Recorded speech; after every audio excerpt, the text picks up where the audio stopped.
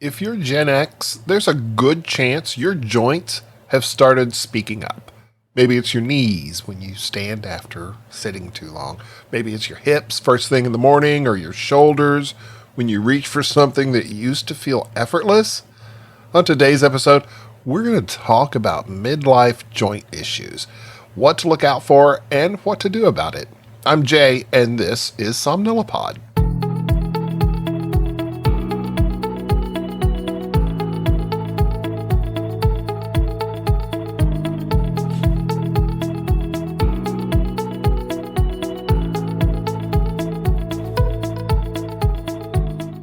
Hello, everybody. Welcome back. I am so glad that you're taking some time to join me today. Missed you last week. Took a week off. Had some birthday festivities and got to enjoy some family time. So I'm back at it today.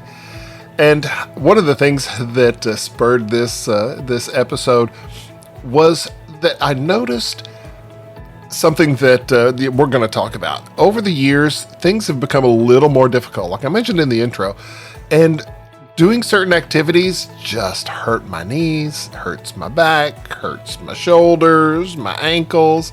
So I figured it was time to look a little more deeply and find out what's going on and do some things about it. But before we get to that, I do want to send a shout out to Tal Gurr at elevatesociety.com. He did a review of the podcast, so if you would like to check that out, go to elevatesociety.com and look for the Somnilopod review. He's doing some neat stuff over there, so check out his website. Now, joint issues in midlife rarely arrive dramatically. They tend to creep in. A little stiffness here, a little soreness there, just like I mentioned. And this is extremely common in the Gen X age range. Most adults living with arthritis are over the age of 45, and a large portion fall squarely into the 45 to 64 Gen X age range. Joint discomfort, stiffness, reduced mobility begin to show up more frequently. But joint symptoms don't necessarily mean something is wrong. They're often a sign that the body's adapting to accumulated stress, past injuries, and the natural biological changes that come with time.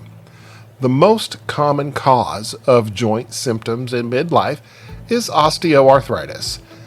Osteoarthritis is a degenerative joint condition in which the tissues around the joint gradually change over time. Cartilage, bone, ligaments, and other structures that can all be affected. It commonly involves the knees, the hips, hands, your spine, and your shoulders, joints that tend to carry the greatest mechanical load over the years. And it's not simply wear and tear in the simplistic sense. Osteoarthritis is now understood to be a complex biological process involving tissue remodeling and inflammation signaling, mechanical stress, and genetics. Risk increases with age, previous joint injuries, repetitive strain, muscle weakness, and excess body weight. Now, many people in the Gen X generation are at an interesting crossroads biologically. We're physically active in earlier decades, sports, physically demanding jobs, running after children, long commutes, yard work, long stretches, sitting at your desk once your career became a little more established. Some joints have absorbed decades of cumulative load. Others are simply dealing with the reality that tissue recovery is slower than it once was. There is also an important cycle that often develops in midlife joint health. Pain can lead to less movement. Less movement can lead to reduced muscle strength and joint stability. Reduced support can increase stiffness and discomfort, and then discomfort can reduce confidence in movement. Over time, cycle can quietly narrow a person's activity level. It can even be a major cause of insomnia and or sleep disruption in some people. Chronic stiffness leading to delayed sleep onset and reduced overall sleep time. Our goal here is not to eliminate all discomfort. As my mother was wont to say, little pain never hurt anybody. But we want to prevent the cycle from accelerating. The encouraging news is that joint function often responds very well to consistent, moderate intervention. So let's talk about some things that we can do to counteract some of those common joint issues in midlife. One of the most powerful ways to support joint health is to strengthen the muscles that surround and stabilize the joint. Muscles act as shock absorbers. Strong quadriceps support the knee, strong glutes stabilize your hips and your spine, strong core muscles reduce the strain on your lower back. When muscles are conditioned, they help redistribute the force more evenly across joint surfaces. And research consistently shows that regular physical activity can reduce pain and improve function in people with osteoarthritis. Current public health guidelines recommend at least 150 minutes per week, that's about 20 minutes per day, of moderate physical activity along with muscle strengthening activities 2 or more days a week. And I have not been shy about my aversion to exercise. I just it's not something that I've ever made a big part of my life and have never really felt that it was important until I've gotten older and realized that, this is the stuff that we got to do.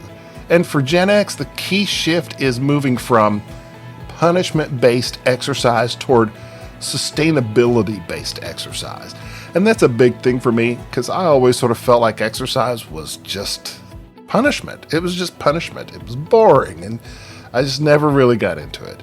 But we have to look at things a little bit differently. So some helpful approaches often include, increase your walking, get some resistance bands, some small dumbbells to work with, do step-ups, swimming, yoga, even mobility exercises, and then also some controlled strength training.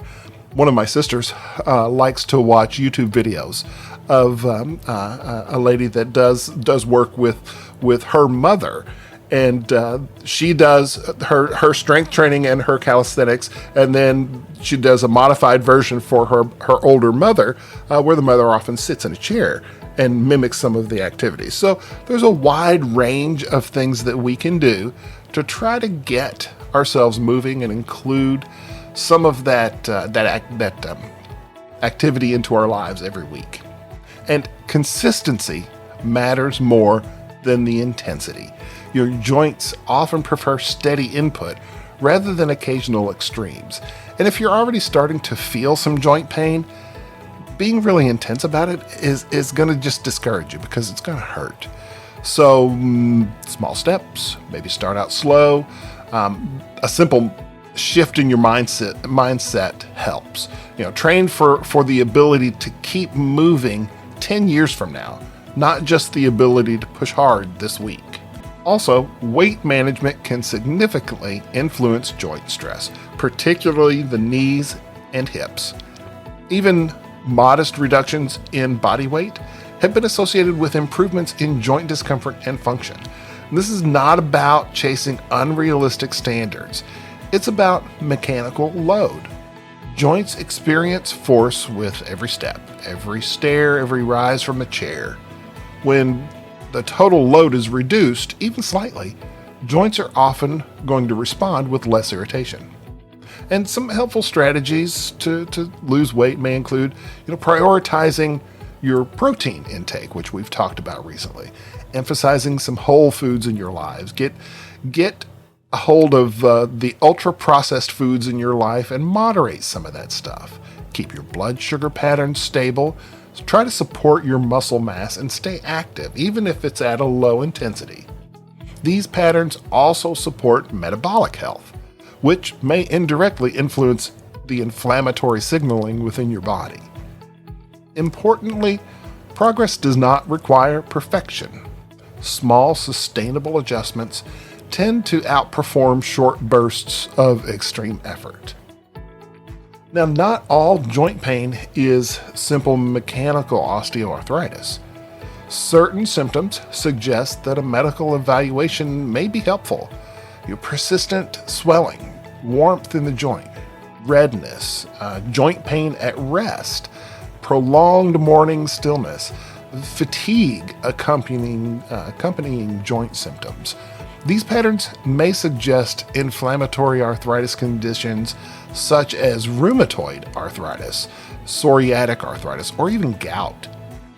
Early diagnosis in these cases matters. Many inflammatory joint conditions respond best when treatment begins before structural damage progresses. So get to it early. Evaluation may include a clinical assessment, imaging, or laboratory testing, depending upon the symptoms. Gen X often has a strong tendency to sort of push through, but persistent joint symptoms deserve attention rather than just silent tolerance. Joint discomfort in midlife does not automatically mean decline. Often it's feedback. It may be feedback that recovery needs to be taken more seriously. Feedback that strength training matters more now than it did at 25. That consistency beats intensity. And that the body adapts to what we repeatedly ask of it. Many adults find that when they gradually improve strength and reduce that unnecessary load and stay engaged in regular movement, joint symptoms become more manageable and your confidence returns. Look, Gen X has always been a resilient group.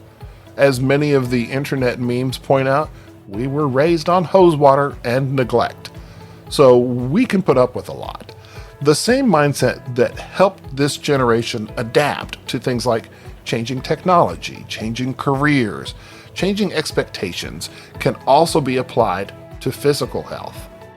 Joint care in midlife is less about limitation and more about intelligent adjustment.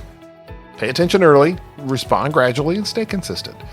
Your future mobility is being built quietly right now. I hope this has been good for you. If you've learned something, let me know. You can touch base with me at j@somnilopod.com or hit me up on any of the socials on YouTube or Facebook. Speaking of YouTube, if you would like to check that out, I offer some more content over there. So if you are so inclined, check it out and subscribe and like. It's totally free, but it does help me. So until we talk again, please remember to make sleep a priority. Thanks so much.